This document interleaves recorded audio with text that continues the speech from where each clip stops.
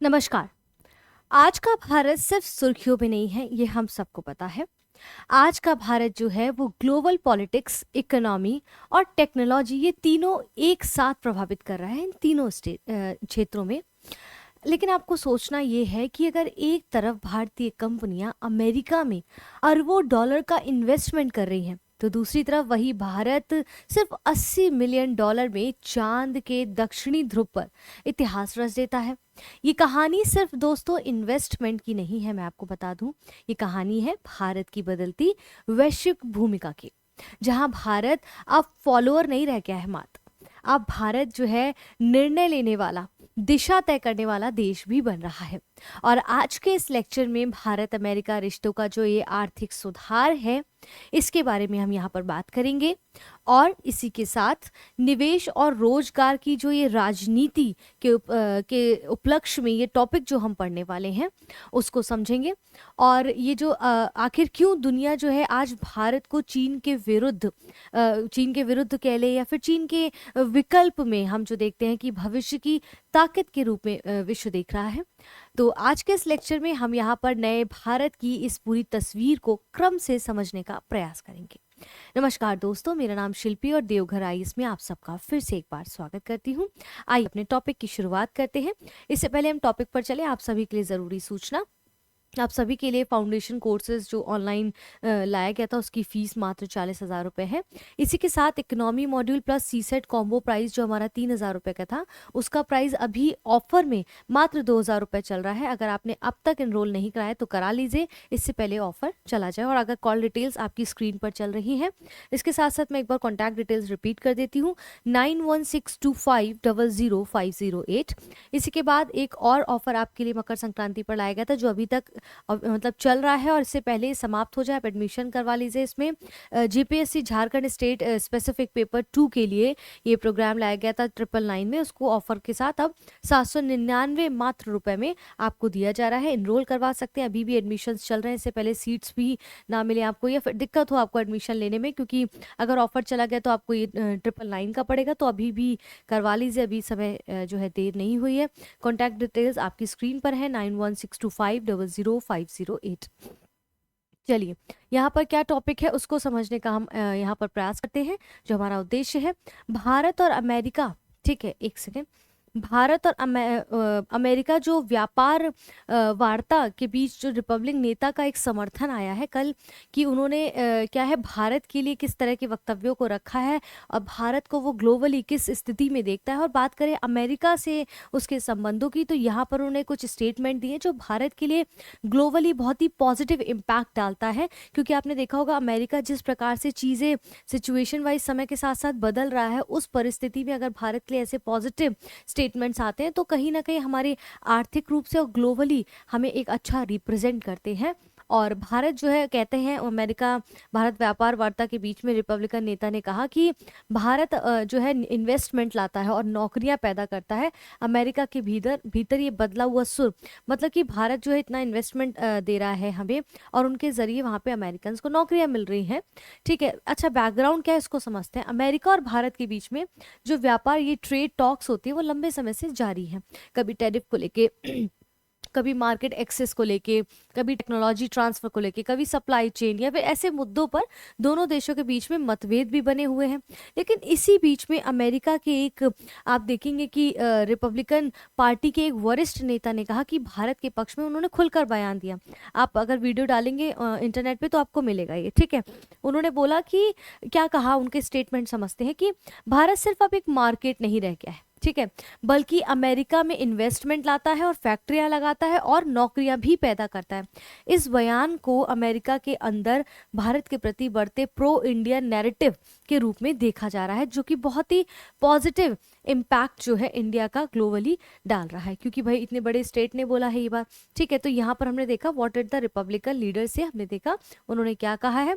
In which areas US sector to do Indian firms invest, तो किस area में आप देखेंगे सेक्टर्स में यूएस में इंडियन फर्म्स जो है ज़्यादा इन्वेस्टमेंट करती हैं।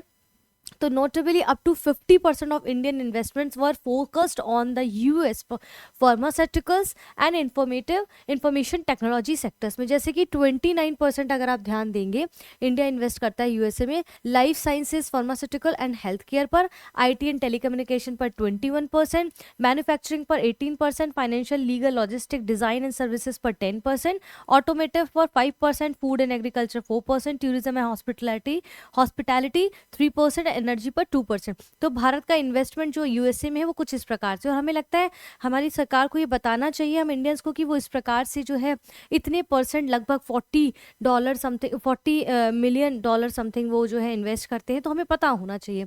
तो यहाँ पर क्या है कि खास तौर पर भारतीय कंपनियां जो है किन किन सेक्टरों में निवेश कर रही, तो देखा 50% हिस्सा जो है अमेरिका के फार्मास्यूटिकल्स और आईटी के सेक्टर में कर रही हैं। ठीक है, इसके अलावा रिपोर्ट कहती है कि भारतीय कंपनियों ने कॉरपोरेट सोशल रिस्पॉन्सिबिलिटी सीएसआर के तहत लगभग $185 मिलियन और रिसर्च एंड डेवलपमेंट आरएनडी में करीब $1 अरब खर्च किए हैं। तो which sectors are Indian companies investing in with in the United States, तो आपने देखा ये दो है, फिर इसके अलावा भी बहुत सारी कंपनियों इसमें भी कुछ कुछ है खर्च किया है। ठीक है, टेक्सास में अगर आप जाएंगे तो भारत निवेश और रोजगार का प्रमुख केंद्र माना जाता है। वहां पर आप देखेंगे कि भारतीय कंपनियों का सबसे ज्यादा निवेश जो है यहीं पर होता है, टेक्सास में हुआ है, जहां पर कुल $9.8 अरब का इन्वेस्टमेंट किया गया है। और कितनी नौकरियां उससे सृजित हुई हैं उस जगह पर, 20,906 नौकरियां सृजित हुई हैं। इस रुझान से कई वर्षों से ऐसा बना हुआ है, क्योंकि टेक्सास के पास क्या क्या है, हम वहाँ इन्वेस्ट क्यों करते हैं, हम अपना रुझान वहाँ क्यों दिखाते हैं, क्योंकि प्राकृतिक संसाधनों की प्रचुरता है वहाँ पर। ठीक है, नेचुरल जो रिसोर्सेज हैं, इसके बाद मजबूत शैक्षणिक ढांचा है वहाँ पर, विविध औद्योगिक बेस है वहाँ पर, अनुकूल जो टैक्स है, मतलब काफ़ी फ्रेंडली टैक्स और क्या कहते हैं व्यवसाय हितैषी जो पॉलिसीज है वहाँ मौजूद है। टेक्सास के बाद अगर आप देखें भारत किन किन देशों में निवेश के लिहाज से देखता है, जैसे Georgia, new Jersey, New York, Massachusetts और ये सबको देखता है, इनका स्थान आता है कुछ इस प्रकार से, वहाँ पर इतने अरब डॉलर्स में वहाँ पर इन्वेस्ट करता है। ठीक है, तो अब क्या है ना, इससे क्या होगा कि देखिए इतना बड़ा स्टेटमेंट जो आया है, हालांकि अभी भी वो रशिया से ऑयल खरीदने वाली बात से नाराज है, वो मानते हैं कि अमेरिका के जो ये रिपब्लिकन जो लीडर थे, उन्होंने वरिष्ठ नागरिक थे, उन्होंने कहा कि अच्छी बात है कि प्रधानमंत्री राष्ट्रहित की बात को समझते हुए राष्ट्रहित के हित में वो जो है प्रकार से ऑयल रशिया से खरीद रहे हैं, लेकिन हम खुश नहीं है उस चीज़ से। तो उन्होंने वो वाला भी स्टेटमेंट एंड में दिया था, उसको भी हम देखेंगे अगर इसमें होता है तो। ठीक है, रोजगार सृजन के मामले में टेक्सास के बाद न्यूयॉर्क दूसरे स्थान पर, कुल मिलाकर भारतीय कंपनियों ने अमेरिका में लगभग 35,000 रिमोट नौकरियां भी पैदा की हैं। और ये जो रिपोर्ट आई है, आप इनकी साइट पर जाके रिपोर्ट देखेंगे तो आने वाले 5 ईयर्स में ज़्यादातर भारतीय कंपनियां अपने विस्तार की योजना बना रही हैं, जिसके तहत वो और अधिक इन्वेस्टमेंट वहाँ पर करेंगी और नई भर्तियाँ भी वहाँ पर लेंगी अमेरिका में। ठीक है, इसके बाद यहाँ पर हम देखेंगे कि ये जो आपका एक्सप्लेन कर रहे हैं, Trump announces new 25% tariff, how will it impact Iran trading partners. अब देखिए यहाँ पर मैंने कल भी बताया था जियोपॉलिटिक्स का पॉलिटिकल जो हम टॉपिक पढ़ रहे थे कि ईरान का जो यूएसए है ईरान पर वॉर करने की संभावनाएं बढ़ रही हैं। तो मैंने बताया था कि अमेरिका ने 25% का जो टैरिफ है ईरान पर लगाया, तो वो हम भारतीयों के ऊपर कैसे इम्पैक्ट कर सकता है, क्या वो इम्पैक्ट करेगा। तो US president threatens at 25% tariff on countries that do business with Iran as he piles pressure on Tehran. ठीक है, तो हमें पता है कि ऑलरेडी 25% इस पर टैरिफ लगा दिया है, अभी हमारे ऊपर ऑलरेडी 500% की बात दावेदारी की थी, 25% लगा चुके, अब ये और 25% अगर लगा देंगे तो क्या स्थितियां बनेगी, क्योंकि हमारा हालांकि ईरान से इतना ज़्यादा परचेजिंग नहीं है उतने लेवल पर जैसे हम रशिया से करते हैं, तो शायद उतना फर्क ना पड़े, लेकिन ऐसी धमकी निरंतर बनी हुई है कि जो लोग ईरान से उनके ट्रेडिंग पार्टनर्स हैं उन पर भी 25% का टैरिफ लग जाएगा। तो ये एक तरह से प्रेशर क्रिएट करते हैं। देखिए अभी उनको नोबल पीस प्राइज भी मिल गया है जो है डोनाल्ड ट्रंप को। अमेरिका ने इतना भी नहीं बन सकता, इवन उन्होंने ये तक कहा, ये अमेरिकी सांसद जो रिच मैककॉर्मिक हैं, उन्होंने ये तक स्टेटमेंट पास किया कि हाँ अमेरिका तो इतना भी नहीं बना सकता। अमेरिकी सांसद ने भारत के $80 मिलियन के चंद्र मिशन की सराहना की, चंद्रयान की इन्होंने सराहना भी की कि कितना $80 मिलियन में मात्र इन्होंने जो है चंद्रयान बनाया था, चंद्रयान 3 मिशन को कंप्लीट किया। अमेरिका तो ये सोच भी नहीं सकता।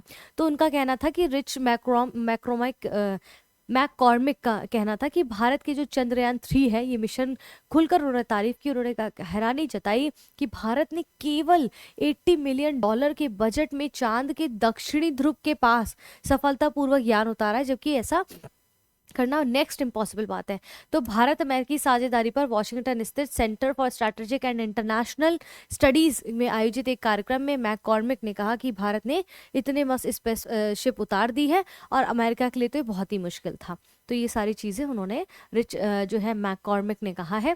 इसके बाद एक चीज़ और मैं आपको बता दूं, America must salvage it's relationship with in India. ठीक है, अमेरिका को आने वाले समय में जो है अपने रिलेशंस को बेहतर करना होगा इंडिया के साथ, क्योंकि और risk losing global swing state, क्योंकि भारत जो है ना एक्चुअली स्विंग स्टेट के रूप में अगर हम समझें इसको, कि भारत कैसा है कि कभी भी किसी चीज़ को बहुत पर्टिकुलरली दावा नहीं करता कि ये चीज़ हम एक्सेप्ट करेंगे, इस जो है ग्रुप को हम इस ग्रुप की करेंसी को एक्सेप्ट करेंगे, इस देश को डायरेक्टली हम जो है सपोर्ट करें। मतलब एक तरह से इस प्रकार से रहता है कि जैसी सिचुएशन होती है वैसा काम करता है, उसमें किसी पर्टिकुलर की दावेदारी नहीं करता है। तो America must salvage it's relationship with India, क्योंकि अमेरिका को बहुत बेनिफिट्स है इंडिया के साथ अगर वो अपने रिलेशनशिप्स को बेटर करते हैं। तो new American security has worked eight USA department on the national security Richard Fontaine. इस मतलब ये तो सारी बाकी की चीज़ें, फिलहाल मैं जो अपना बता रही हूँ वो इंपॉर्टेंट है।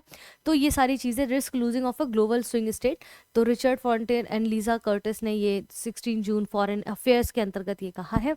इसके बाद अब इतनी बात की है तो चंद्रयान 3 की इतनी तारीफ क्यों हो रही है उसको देखते हैं।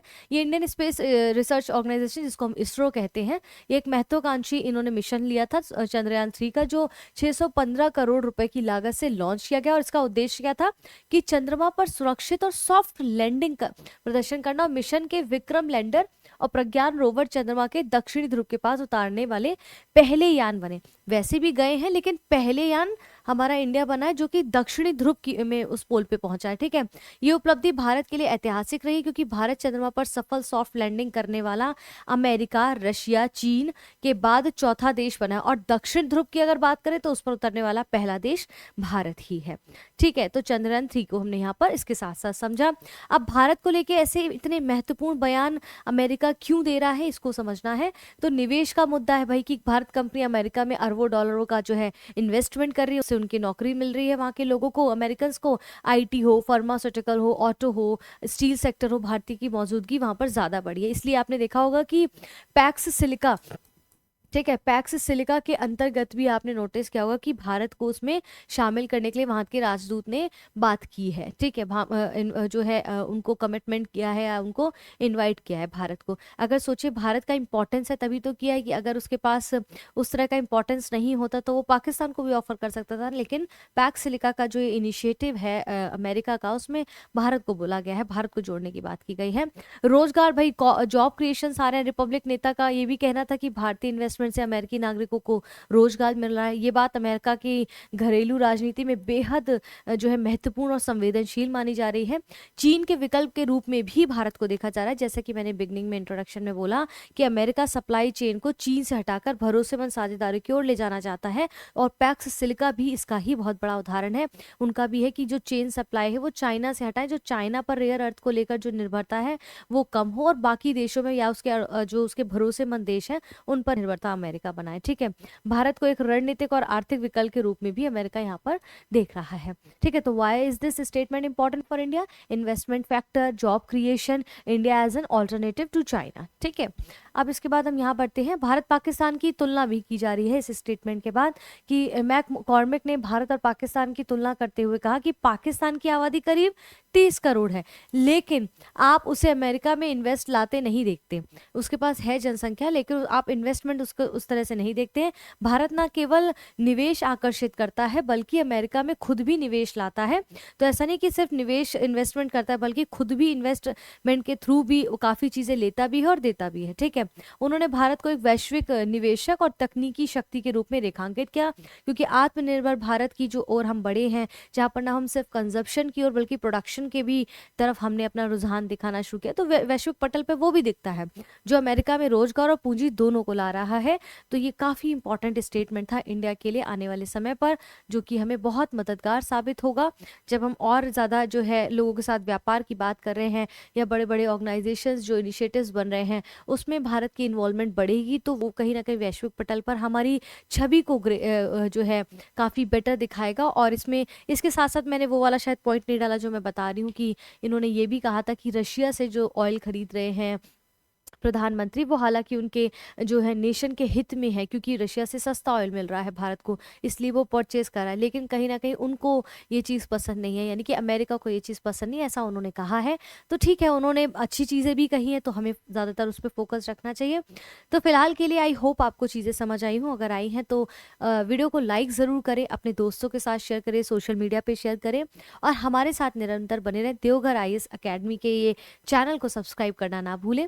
और फिलहाल के लिए इस वीडियो को यहाँ समाप्त करते हैं। अपना ध्यान रखें, अपनों का ध्यान रखें और हमारे साथ निरंतर बने रहें। धन्यवाद।